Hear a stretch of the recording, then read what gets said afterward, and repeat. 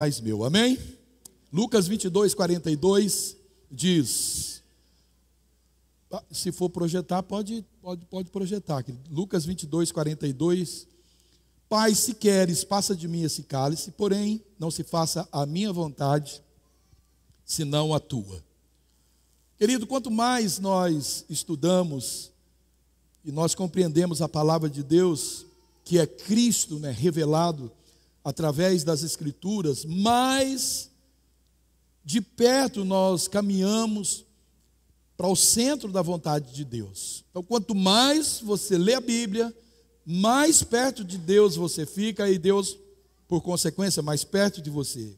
Sim, querido, Cristo, ele tem um desejo claramente expressado através dos seus ensinos e na forma com que ele viveu nesse mundo. Tudo que você ensina, tudo que você fala e toda a forma com que você vive pode inspirar pessoas a fazer coisas certas e coisas erradas. Por isso que a gente precisa prestar muita atenção, especialmente nós que professamos a fé em Cristo. Nós precisamos ver muito bem a decisão que tomamos, a resposta que damos, a reação que nós temos, né, a ação, as atitudes que nós temos, porque isso expressa o que está no nosso coração e o que nós sabemos a respeito de Deus. Então, que as pessoas tenham um bom testemunho a respeito da nossa vida. Mas, contudo, querido, que Ele fez e faz é perfeito, né? Tudo que Deus, nada do que Deus faz deixa de ser perfeito. A sua vontade, ela é também perfeita. E eu quero que o tema dessa mensagem seja essa, se você quer anotar, a perfeita vontade de Deus.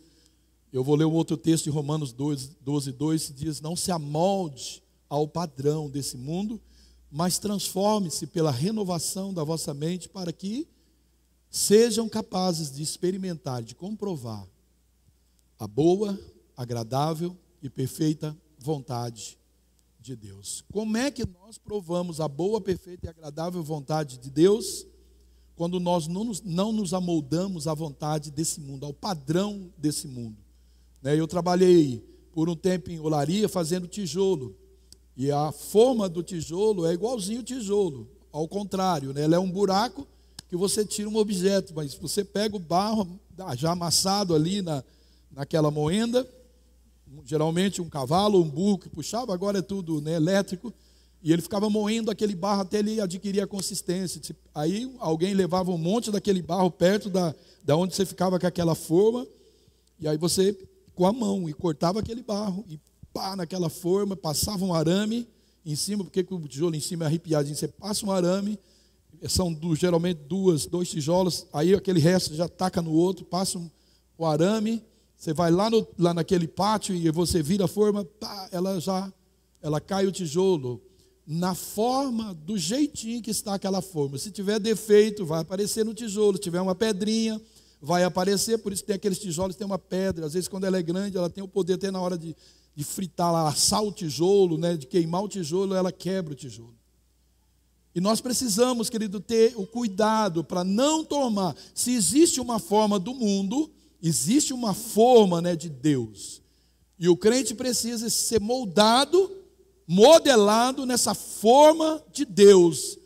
O que Paulo está dizendo, está orando aqui para a igreja, é: não tome, não pegue como medida, como padrão para a sua vida a forma do mundo, mas tome a forma de Deus. E é tão bom quando Deus, quando fala sobre isso, né, essa imagem do barro, que é assim o vaso também, essa preparação. Há ali um modelador, sempre há um modelador para fazer. A forma para o vaso são as mãos, né? Pode ter uma outra fórmula, eu não conheço, mas geralmente esse é o formador, essa é a forma para que nós tomemos, né, essa perfeição, para que a gente possa, através disso, experimentar qual é a boa, qual é a agradável e a perfeita vontade de Deus. Eu oro em nome de Jesus, que essas palavras possam calar no seu coração e te trazer um novo padrão de vida, uma nova forma de viver. Não só uma forma religiosa, uma forma inerte, não, mas uma forma atuante, vibrante, uma forma alegre, uma perspectiva grandiosa a respeito do reino, porque o reino de Deus, ele tem muito mais os podes, os devem, do que os não podem e os não devem fazer. E nós cremos, Pai, que essa palavra pode causar em nossos corações um padrão de mudança. Fomos tão ministrados, Pai, durante esse final de semana, e nós cremos que hoje o Senhor tem mais uma porção para nos levar ainda mais perto desse lugar que o Senhor quer que nós encontremos. Assim oramos e nós abençoamos nossa mente e nosso entendimento para viver essas verdades em Cristo Jesus. Amém e amém. Então a perfeita vontade de Deus, ela é vista através de Cristo. E o que contém essa perfeita vontade? Da onde vem? Essa vontade, ela tem uma fonte. Qual é essa fonte, né, dessa vontade para que a gente viva isso? A primeira é o amor incondicional, o amor que queima, o amor ardente pelos pecadores.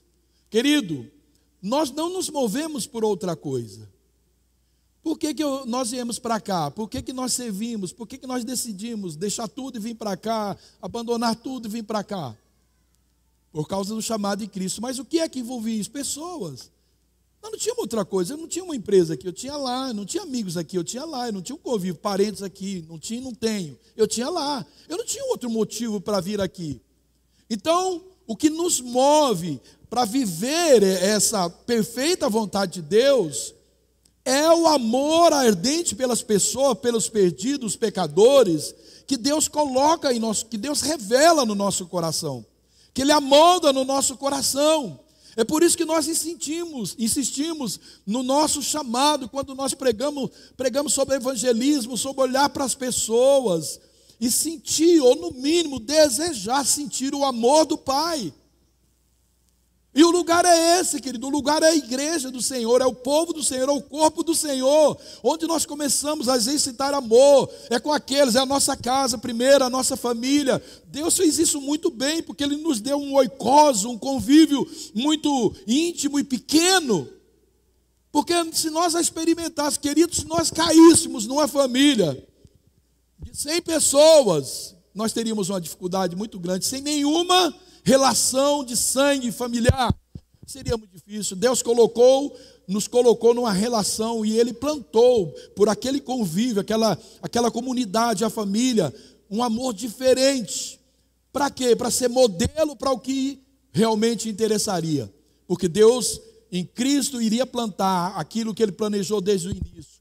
Uma nova família, uma grande família de muitos filhos semelhantes a Jesus.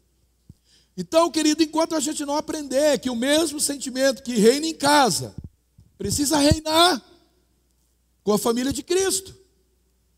Ou na sua casa todo mundo é perfeito, seus filhos são perfeitos e você ama, seus irmãos são perfeitos e por isso você os ama e os defende, mesmo com todos os defeitos. Não são perfeitos, mas nós aprendemos a amar. Então a igreja é o lugar de você aprender a amar o pecador. Esse amor ardente, querido, e o amor não é arrepio, o amor não é um sentimento, o amor é uma atitude. Não é porque eu gosto de fazer, não é porque eu quero fazer, mas é porque eu devo fazer, eu tenho que fazer. Essa é uma ordem de Cristo, essa é a nossa comissão, e aquele que não faz, não pode ter parte com Ele. Não tem como caminhar com Ele, não tem como andar com Ele. Aliás, Jesus não vai gastar tempo com quem não está desejoso em queimar de amor, porque para isso foi a obra mais cara do mundo. Ah, mas eu não consigo. Mas não pare de tentar. Jesus sabe que você não consegue. Jesus sabe que eu não consigo, que tem hora que dá vontade de matar, não é de amar. Mas nós não podemos fazer isso. Eu tenho que falar contrário. Jesus, e ser sincero, eu quero catar o seu Daniel e torcer ele, mas eu não faço, a minha atitude vai ser outra. Vai ser outra. Posso até escapar um pouco das emoções, escapar um pouco da minha raiva, mas nós não podemos deixar de caminhar junto, de servir.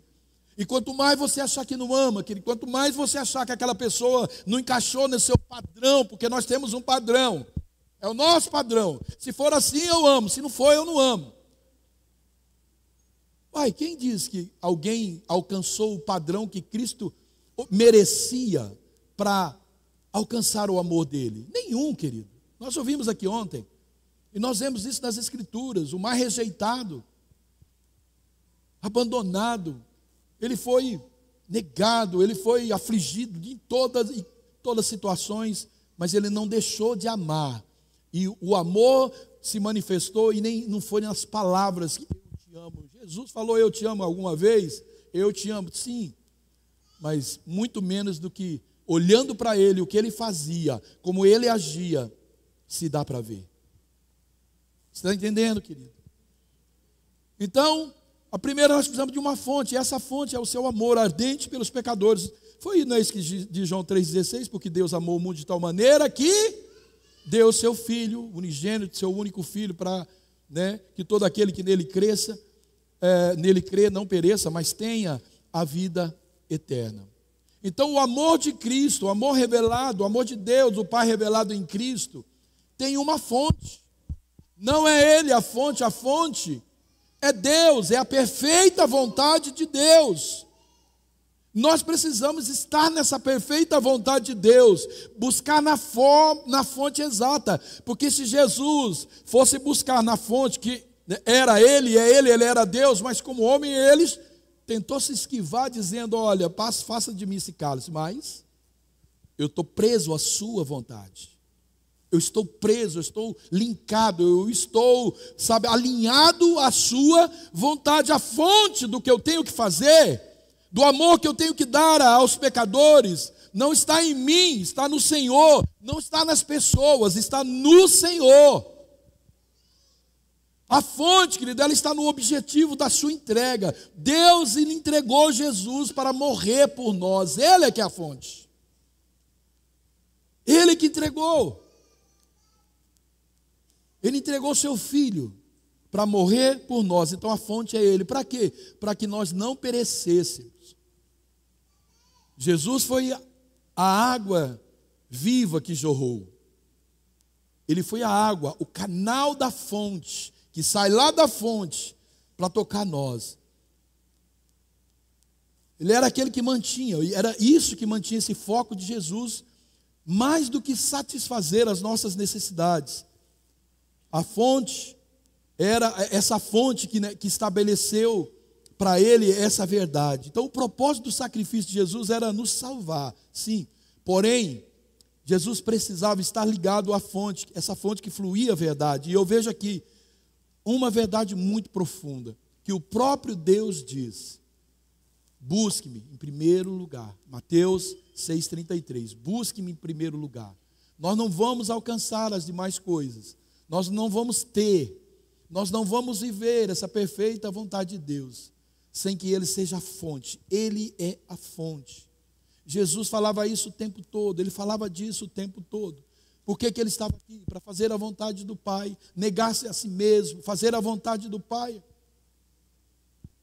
Nós não fazemos as coisas, querido, porque queremos, porque achamos bonito ou bom, estou no ministério que eu quero. Aliás, eu amei a mudança, muito a mudança do voluntário, porque agora nós vamos fazer o que a casa precisa, o que o reino precisa, não o que nós desejamos estar no lugar. Isso é muito bom, é ou não é, querido? Você acha que eu queria... Hoje eu quero mais do que tudo, né? Até quando sair daqui eu quero voltar, mas quando vim para cá eu não queria morar aqui de jeito nenhum, não queria nem sair da minha cidade, estava tudo bem. Mas eu decidi viver isso aí.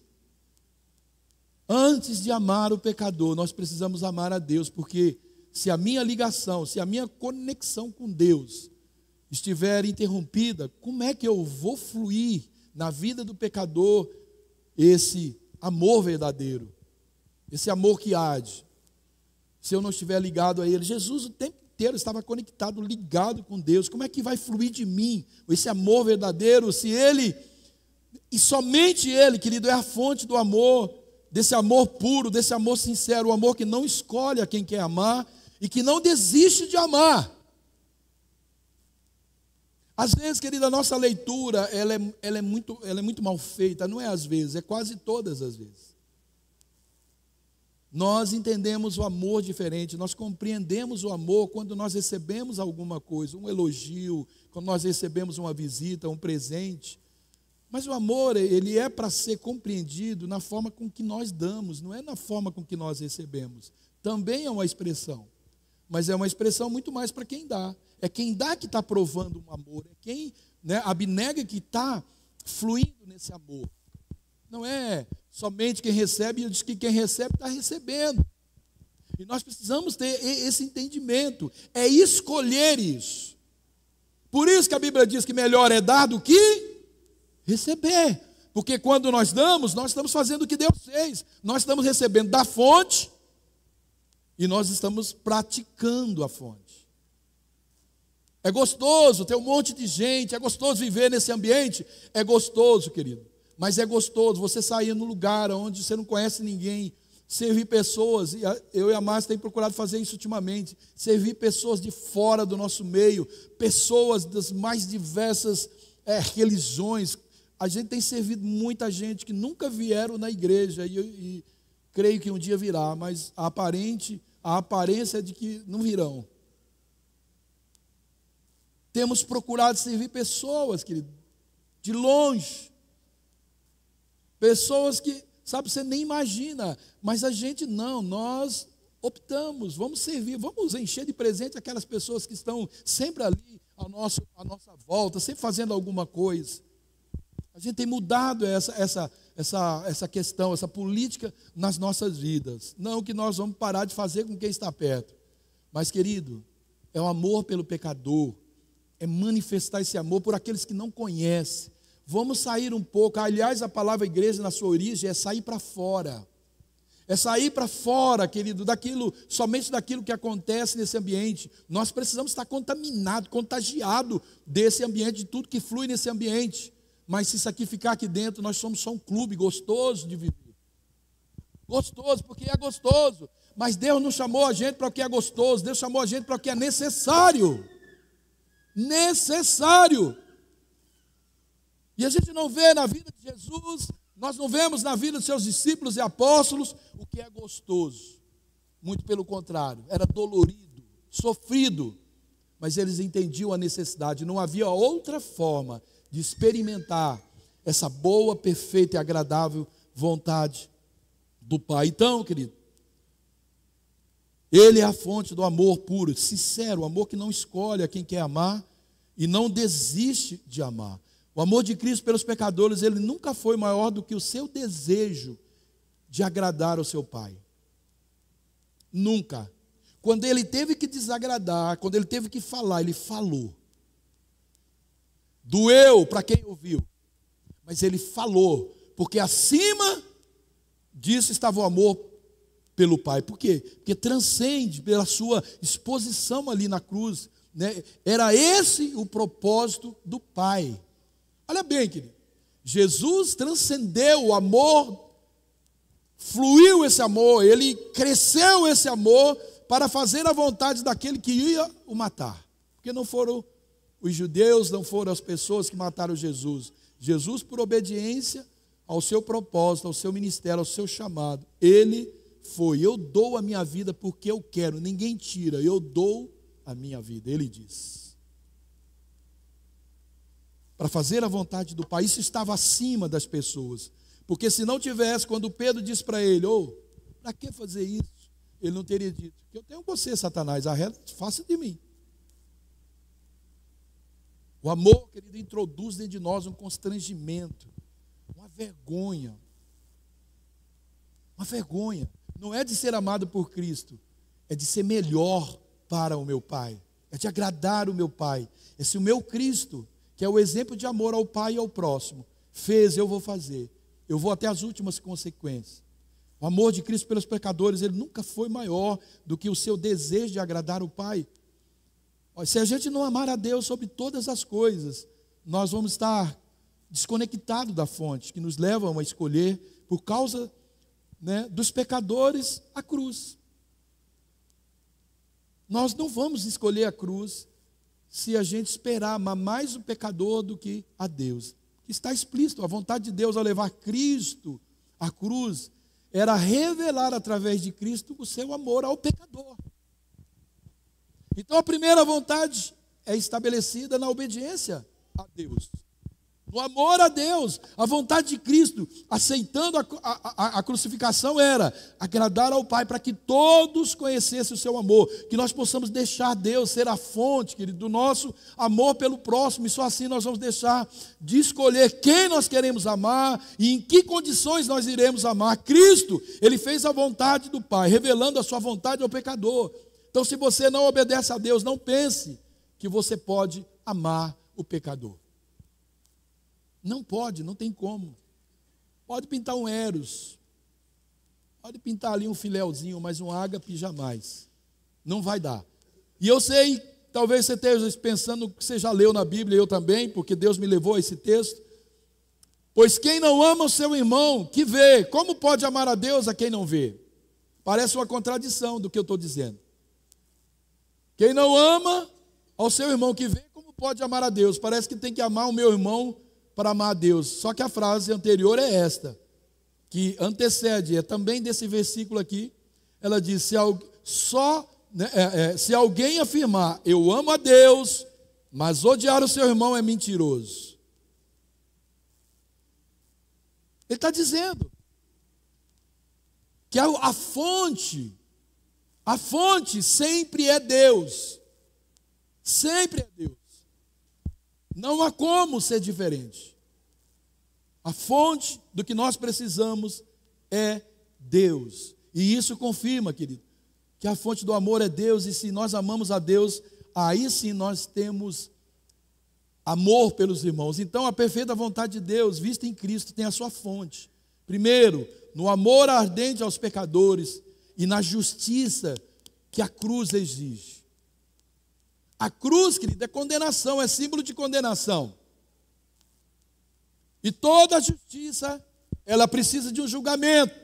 Segundo aos Coríntios 5:21 diz que aquele que não conheceu o pecado, Deus o fez pecador por nós, para que nele nós fôssemos feitos justiça de Deus.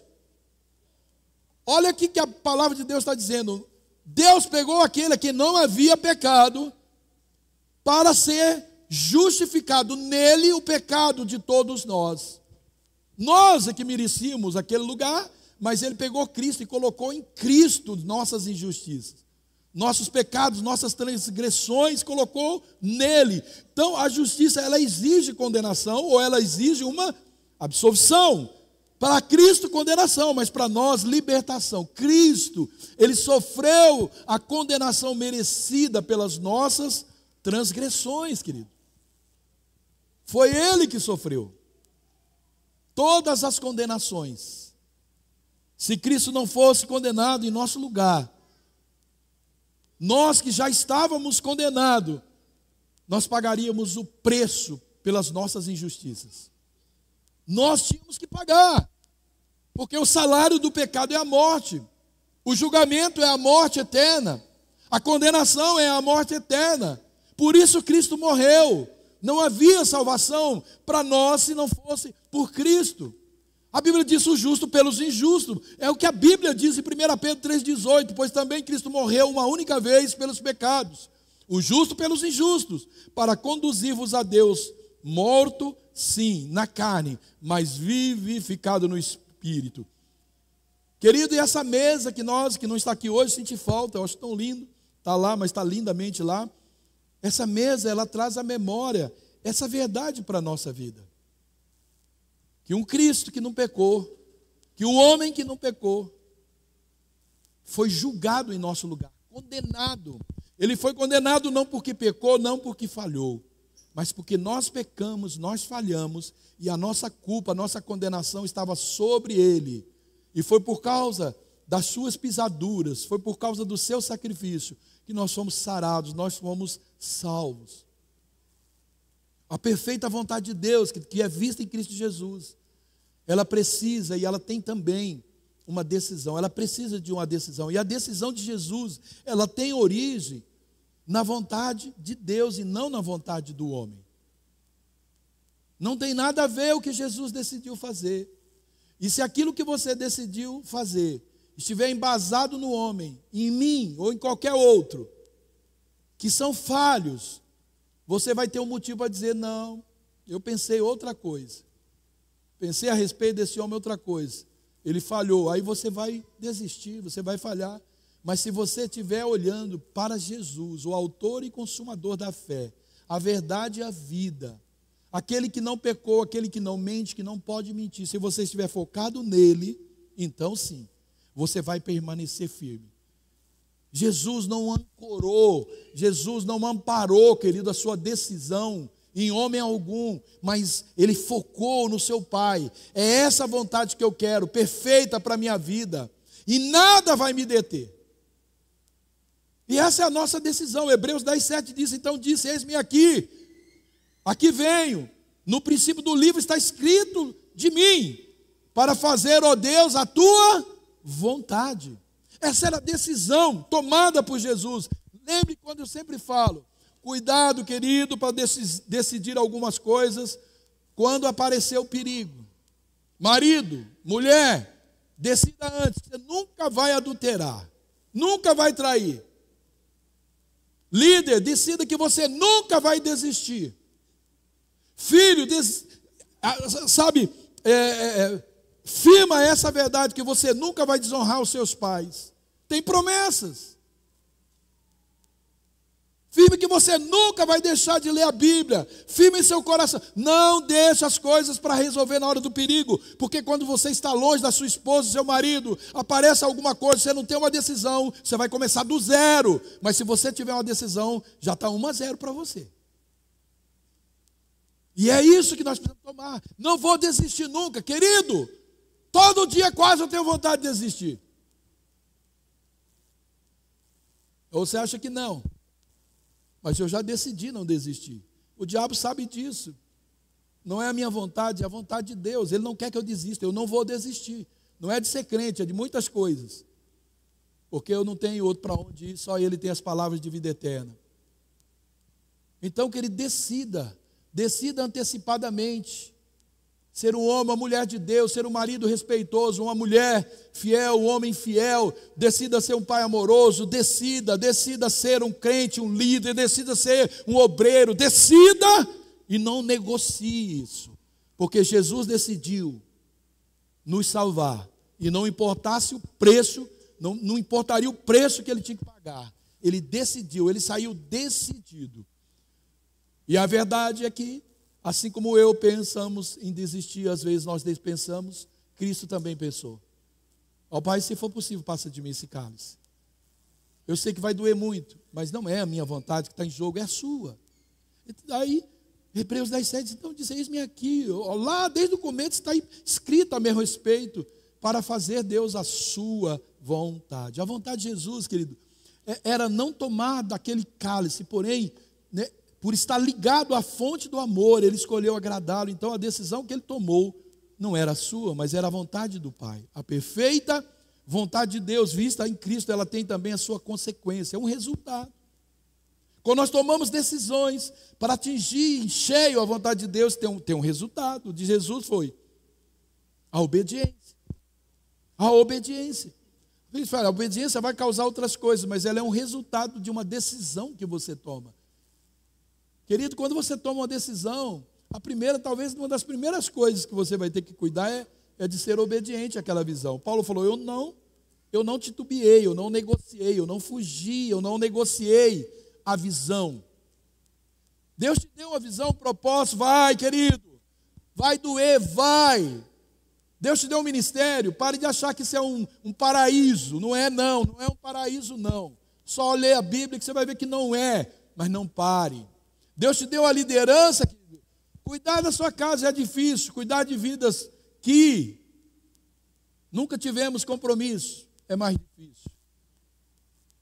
Mas esse é o nosso chamado para estar na perfeita vontade do Pai. Hebreus 5:7, durante os seus dias de vida na terra, Jesus ofereceu orações e súplicas em alta voz e com lágrimas. Aquele que o podia salvar da morte, sendo ouvido por causa da sua reverente submissão. Submissão, Obediência. Quer ser ouvido? Obediência. Quer que a sua oração seja ouvida? Querido, oração de desobediente e rebelde não é ouvida, nem a oração de quem maltrata o marido ou a esposa não é ouvida. Deus fala sobre isso. Mas a gente quer a nossa oração, a gente parece estar na igreja para receber alguma coisa só. Diga para quem está perto de você, você está aqui para dar. E diz, não é menos que tudo que você tem. Porque Deus deu tudo que Ele tinha por você. Está com medo de falar isso?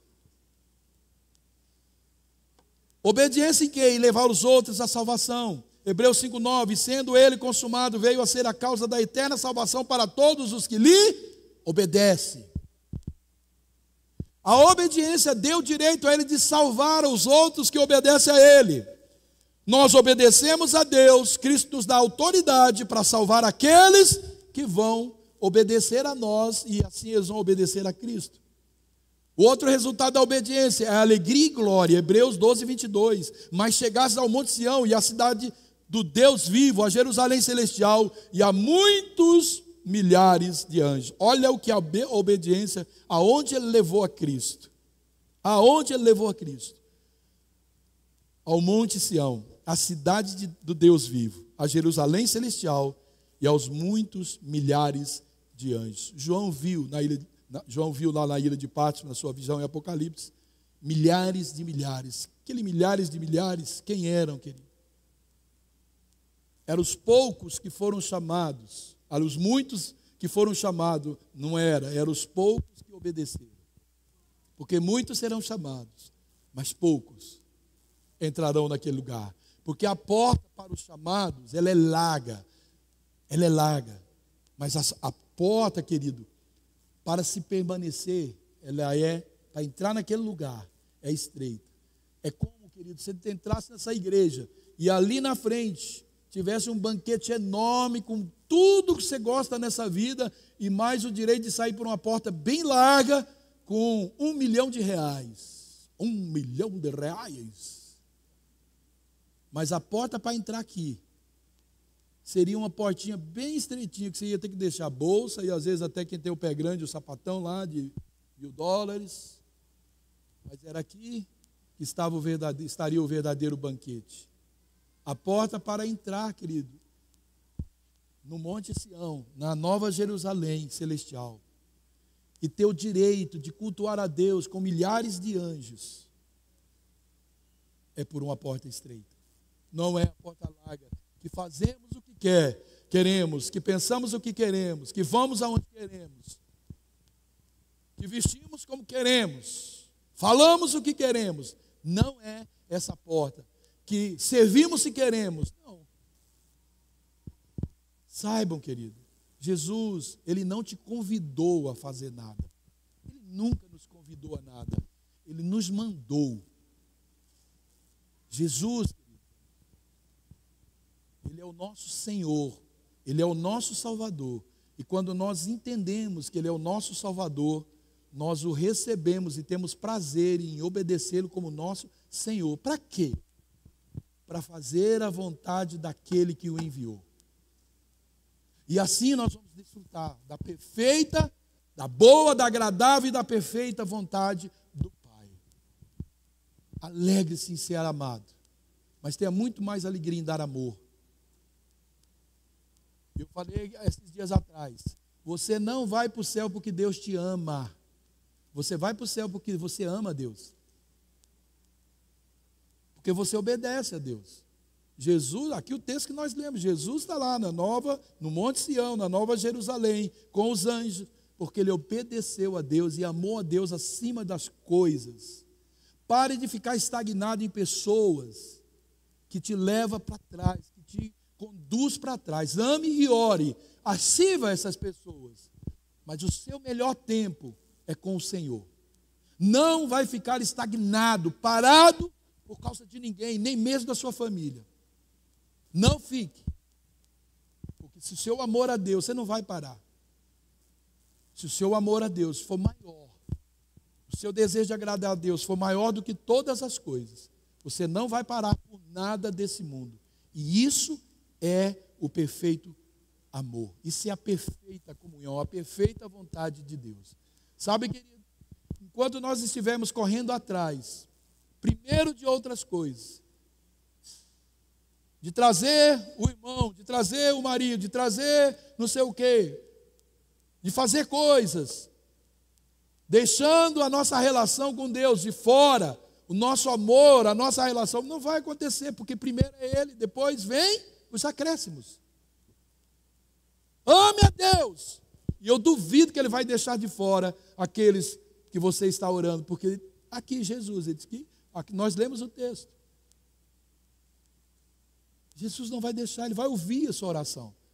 Se a gente não somente relacionar com essa fidelidade, Ele vai ouvir a nossa oração, e Ele vai trazer. Então não tenha preocupação de trazer, porque Cristo vai te apontar o caminho certo para que isso aconteça. Para concluir, 1 de Pedro 2,21, para isso vocês foram chamados, pois também Cristo sofreu no lugar de vocês, deixando o exemplo para que sigam os seus passos.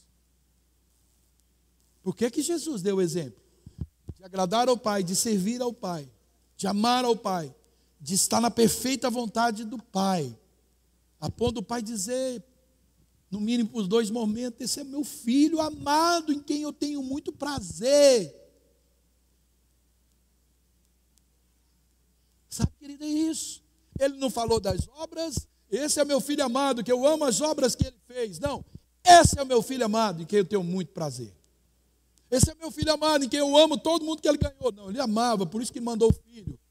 Mas ele queria que o filho tivesse uma relação com ele. Essa relação colocava nele poder, autoridade para fazer, para obedecer, para amar os pecadores, para servir as pessoas. Querido, isso é poderoso. Então vamos seguir o exemplo dos seus gloriosos passos, permanecendo ligado à fonte, que nos faz amar ardentemente o pecador, entregando nossas justiças aos pés da cruz, pautando as nossas decisões naquilo que agrada a Deus e não aos homens, e aceitando a perfeita vontade de Deus, que ela traz para nós consequências, traz consequências. Quando você quer andar na perfeita vontade de Deus, vai ter consequência, querido. E eu não quero enganar você, muitas delas não são boas, porque ela começa já pela primeira obediência. A gente é muito desobediente, a gente não quer obedecer. E a forma de a gente obedecer a Deus aqui, querido, é nós. É mulher e marido, é pai, é liderança, é tudo isso, é assim que a gente começa. Porque senão, querido, Deus fez tão bem feito, porque se a gente não consegue fazer isso aqui entre nós, como é que nós vamos relacionar com Deus que a gente não vê e a gente vai obedecer? Não obedece patrão, a gente não obedece pai, não vai obedecer Deus. Então Deus disse, começa a exercitar aí que você vai aprender direitinho. Eu coloquei alguém que me representa, e seu pai, sua mãe, me representam na sua vida. Por isso que ele é pai. Por isso Jesus é o nosso irmão mais velho, primogênito e o unigênito e primogênito, o primeiro dos muitos filhos que viriam. Estamos aprendendo com ele. Então aceite essa perfeita vontade de Deus e as suas consequências, que pode ser a aproximação de outras pessoas a Deus, ou o afastamento de outras pessoas a Deus. Mas se você busca e está vivendo isso, a perfeita vontade de Deus, você vai ser um lugar, não só onde Deus gosta de estar, mas aonde as pessoas também gostarão de estar. Amém? Você recebe essa palavra? Glória a Deus. Vamos viver isso, querido. Nós estamos, e isso tem tudo a ver com o que nós estamos vivendo esse ano, e nós vamos viver intensamente. Hoje é mais um dia que nós vamos exercitar isso, e eu espero que a gente saia um pouquinho da nossa patota, aquela conversa que fica só entre nós, nesse momento que nós vamos ter de comunhão. Procure pessoas que você não conversa, quem sabe aquela imagem da pessoa esquisita, chatinha, desapareça, e você vai descobrir e ganhar um grande amigo, um grande parceiro para te ajudar a atingir essa perfeita vontade de Deus. Eu ando com pessoas que eu nunca imaginei andar. E sabe, parece que a gente está ali há 50 anos andando junto. Ando com pessoas que nunca imaginei que ia começar. E eu tenho aprendido bastante coisas. Então relacione-se bastante. Às vezes a pessoa que você mais está precisando ouvir seja alguém aqui simples que você nunca ouviu, nunca parou para conversar. E quem sabe Deus vai te colocar próximo dela ou dele, porque essa pessoa está precisando de você para ouvir algo para encorajar. Vamos viver esse evangelho, tá? Sem falsidade, sabe? Sem ficar aí com essas picuinhas, essas coisas nojentas que estragam, sabe? Por favor, querido, vamos viver. Fecha a boca quando não tiver nada para falar de bom. Fecha. É difícil? É. Nossa, ansiedade. Louco para dar a sua opinião. Aí pior, quando você quiser dar opinião e eu quiser dar opinião, dou a nosso respeito, não dos outros. A gente fica cheio de opinião a respeito dos outros. Vamos parar. Vamos parar. Uma pessoa decepcionou. Meu Deus, você já vermelho naquela pessoa. Diz, com essa eu não quero nem ficar perto. Memorize agora as pessoas que você já fez um X assim. Essas vocês são as primeiras que você vai procurar esse ano, amém? São essas que você precisa. Porque com esse X na vida dessa pessoa, a seu respeito, você não vai entrar na porta externa. Por coisas menores, Ananias e Safira, uma mentirinha. Uma mentirinha. Então, querido, vamos concentrar. Vamos viver uma igreja atuante, vibrante, amém? Hoje eu senti falta lá da nossa recepção que estava antes de ontem. Ontem estava bom, vamos dar sequência nisso, pelo amor de Deus, estava muito bom. Glória a Deus. Vamos orar, querido? Pode ficar sentado mesmo para você não ficar com tanta fome. Precioso Espírito Santo, ministramos da forma que entendemos a tua palavra, procuramos ser simples, objetivo, Pai, e oramos para que ela alcance mais profundo o entendimento, o coração, a compreensão de cada um de nós, Pai. Eu recebo essa palavra na minha vida, Pai. Eu oro para que decisões sejam tomadas, aquelas, Pai, que estão objetivando encontrar a sua vontade, viver a sua vontade. Eu oro em nome do Senhor Jesus.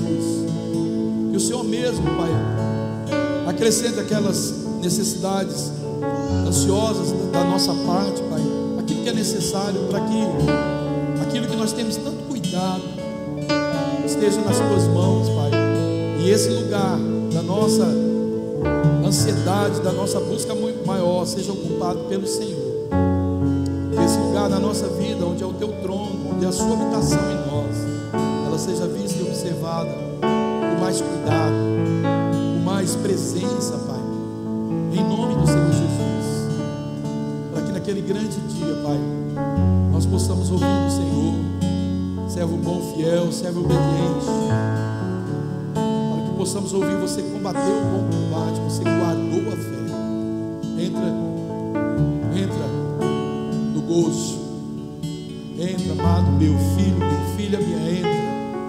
Pai, nós oramos em nome de Jesus, que não seja mais uma ministração, que a gente procure agir e reagir de acordo com aquilo que ouvimos, Pai, em nome do Senhor Jesus. Que paremos, Pai, essas pequenas coisas, essas moscas pequenas que podem estragar o perfume da nossa vida, que chama. A palavra diz que nós somos o bom perfume de Cristo.